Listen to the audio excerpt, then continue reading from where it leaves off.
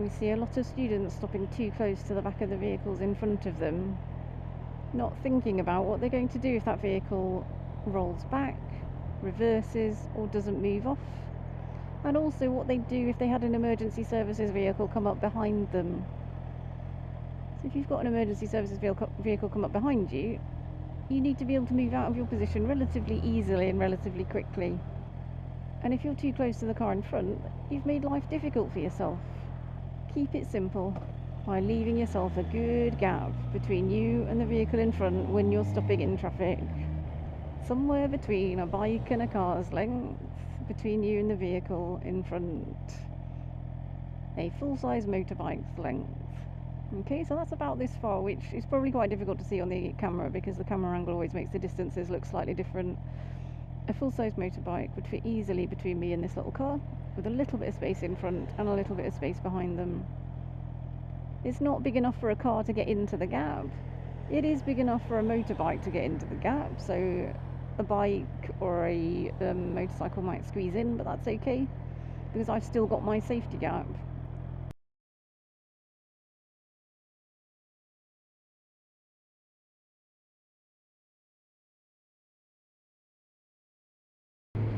When stopping at traffic lights behind large vehicles or in traffic, if you can see the mirrors, like I will be able to on this lorry because he hasn't got a large trailer on the back, I would be stopping by normal distance back, which is about a bike to a car's length, provided I'm happy that he can see me in his mirrors. The danger with large vehicles who can't see you in their mirrors is that they might put the vehicle into reverse, and then you've got very little time to deal with it if you've got yourself too close to the back of the vehicle.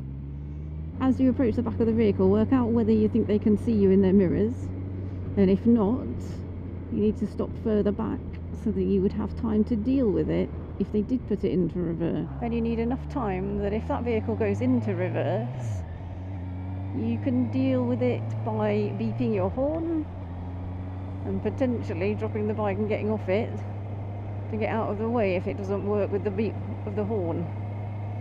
Now with this large lorry, I can't see his mirrors particularly easily. I can just about see them, but not especially easily. So I'm going to hold my position in my lane, and I'm going to stop about a car and a half's length back, which is no closer than this. So if that lorry now puts his reversing lights on, I've got time to beep my horn plenty before I then need to drop the bike and run if he continues to reverse. There's the vaguest possibility I might have time to ride out of the position, but only if there's somewhere for me to go. So if there was queuing traffic on my right, then there's nowhere for me to go. I would have to just drop the bike and move out of the way. So be careful. If you can't see the mirrors of a large vehicle, stay further back so you've got time to react. It doesn't matter if a car gets into the gap that's in front of you, because you've still got your half a car's gap. So if a car chooses to move into this space, that's fine. It's not a problem. And then it's the car that gets reversed into, not us. Depending on whether you think it's safe to line up with the mirrors of the vehicle in front, if it is a large vehicle, you could choose to put yourself out to one side or the other of the lane so that you're lined up with one of the mirrors of the large vehicle, like a van for example. But if you choose to do that, sometimes you're putting yourself in danger by being too close to oncoming traffic or too close to traffic that's passing you in another lane. So you need to be quite careful about when you choose to do this. If you decide that it is safe to put yourself out to one side or the other to line yourself up with the mirrors of a large vehicle, that's fine. But then bear in mind that you then have a big gap next to you on one side or the other, where a car might sneak into that gap and try and turn across you.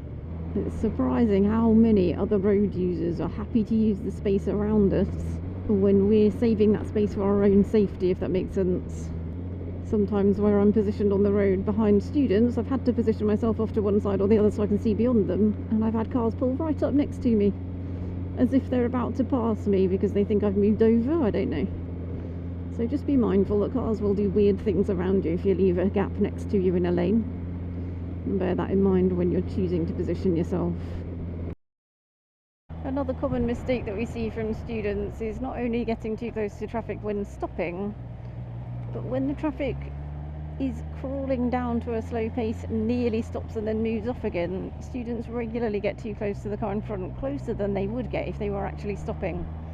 So if we're coming up to slow speed or slow moving traffic, don't get any closer to the vehicle in front than you would if you were stopping. Purely because that vehicle might stop in front of you and then you're too close to the vehicle.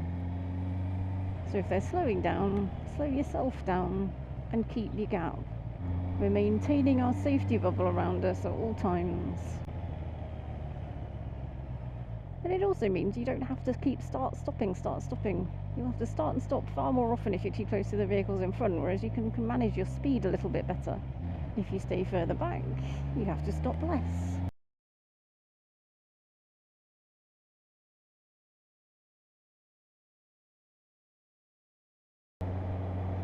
When stopping in traffic, we also need to be conscious of any vehicles that could be emerging from side roads. So don't just focus on the queue in front of you, look for side roads.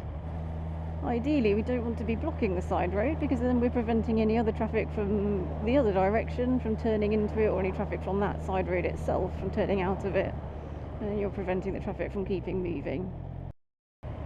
So somewhere between a bike and a car's length. This keeps happening. I keep trying to show you somewhere between a bike and a car's length, and every time I get to the traffic lights, the lights change. I would have stopped somewhere between a bike and a car's length. Only the lights are all in my favour today.